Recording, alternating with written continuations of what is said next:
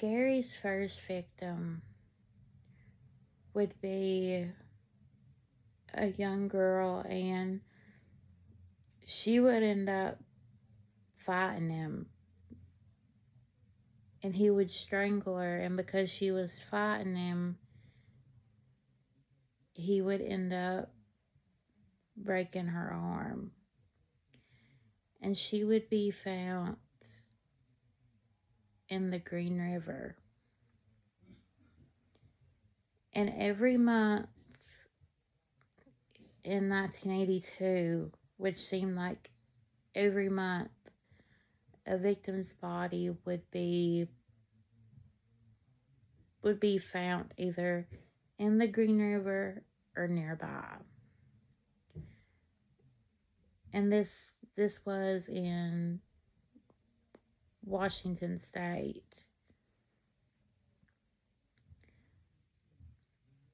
One, she was just 23, and for a while she was known as a Jane Doe until they found out that her name was Deborah, and she was just 23 at the time of her murder. There's one story of a young girl who her boyfriend seen her get in a truck, and he followed the truck, and they went to a house, and he said that she looked distressed. And when the girl's dad come asking questions, he would tell him about what he had seen. Well, when they went to the police, it led them back to Gary's house. The thing was, though, is that there wasn't really anything to go on. So they couldn't really do much at the time.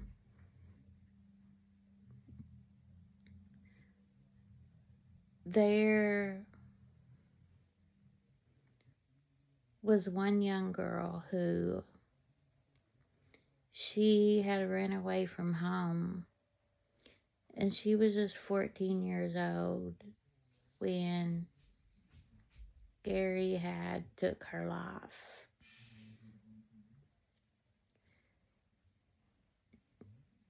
He would normally target really young girls,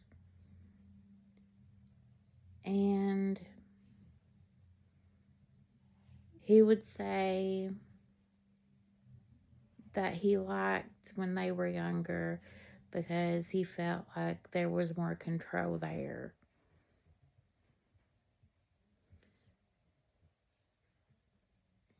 So for a while, like I said, they were being found in the Green River, and then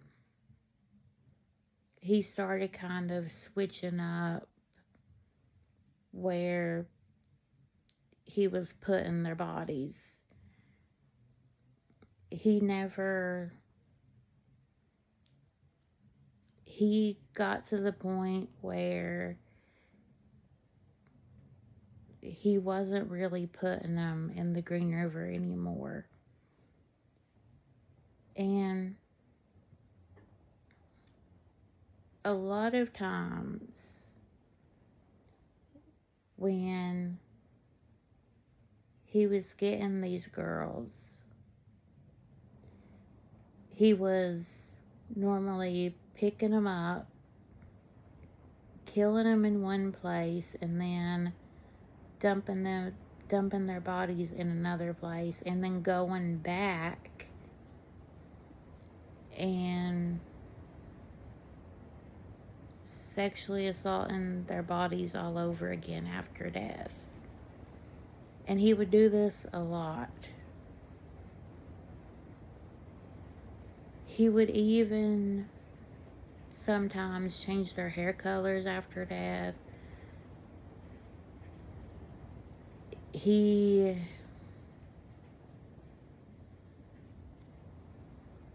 would even take his son, and while his son was in the car, he would go back to where he had left the victim. Like I said, while his son was in the car.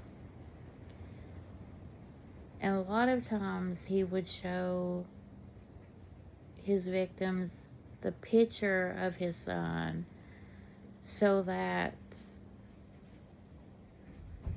I guess, he felt like he could come off more trusting to him. And he would hold his hand over his ID so they couldn't see his name, but they could just see his son's picture.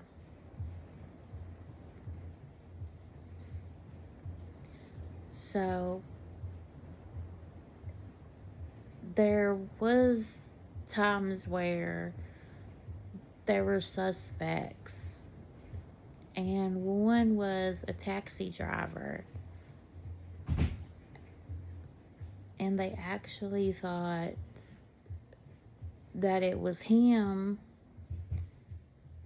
because he knew about a lot of the victims, but he would just say, he really wanted to help catch the killer. And so Gary, though, himself was a suspect. The thing, though, is that when they gave him a polygraph, he passed it. So he was able to pass a polygraph test.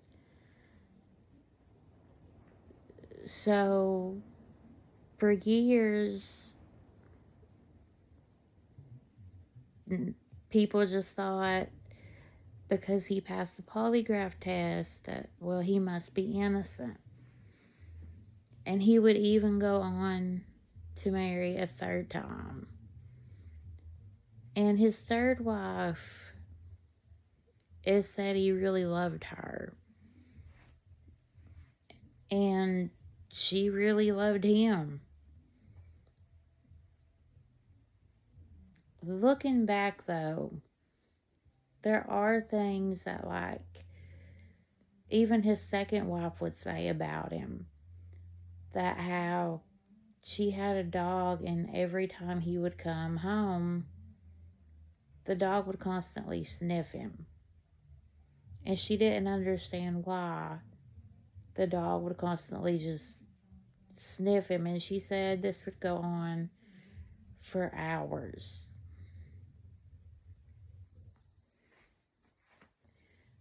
Well, at this point, he's still free. He's basically, he has no care in the world. After, though, he married his third wife, he stopped killing as much. Like, he got to the point where I think it had both to do with he found her, but also that he realized the police were really catching on to him. And he even sent, like, a letter to the police department, which the BTK killer also did. And I just thought that was a little funny coincidence that they both happened to send letters. But it's actually not uncommon because a lot of killers do that. For whatever reason, I think it's kind of trying to taunt with the police, kind of like catch me if you can kind of thing. The thing, though, about Gary was that Anne Rule, she had worked with Ted Bundy for a while. They both worked at, it was Crisis Center, and they worked together. Well, she had wrote a book on Ted. Well, when she was doing like a book signing, he had actually went and met her, and she told the story years later because the daughter actually found him suspicious. And I just thought that was a crazy story. But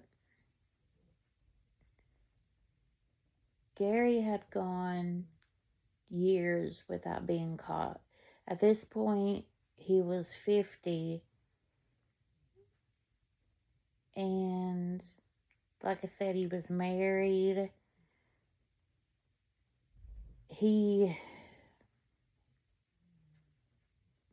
the relationship with his son, I feel like, from everything I've heard, he had said one time that he had actually thought at one point of killing his son and his son's mom, but he never did. So that to me kind of says a lot about that. And the fact that he would take his son when he would be doing the things that he was doing.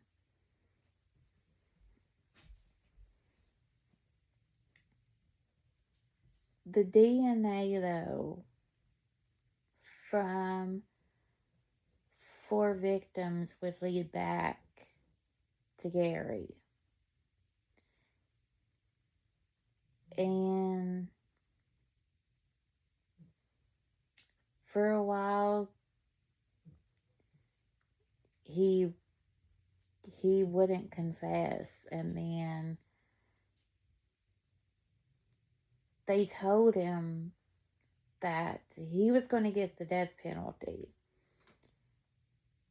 and he needed to confess and lead them to the victims. So to get out of the death penalty, he started talking. He talked about Wendy, and he would talk about how he killed so many young girls that it was hard to keep them straight. So basically, that tells me that they were just objects to him.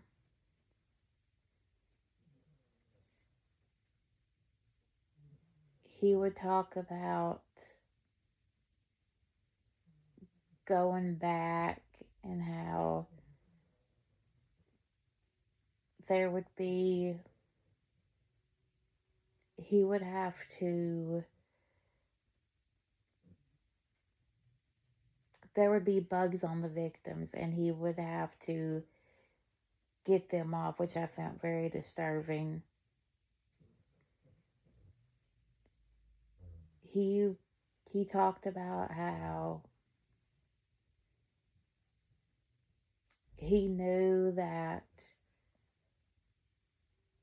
it would be a while before they would be labeled as missing.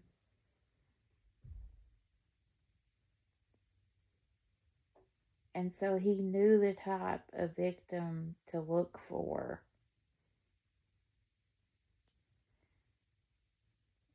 And so, from the information that he gave,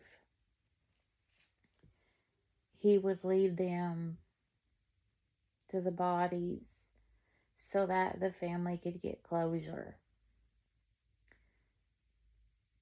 And as of even recently, he's still been taking them to bodies to be found.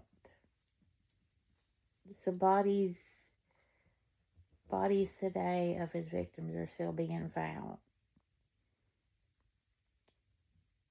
And the number of total was 49, and he said it could be closer to like 70. To me, he really doesn't know, but that's just what he has said. And the sad thing is that how many really are there? And will he ever say completely? Because a lot of times they don't. But that is the story of the Green River Killer.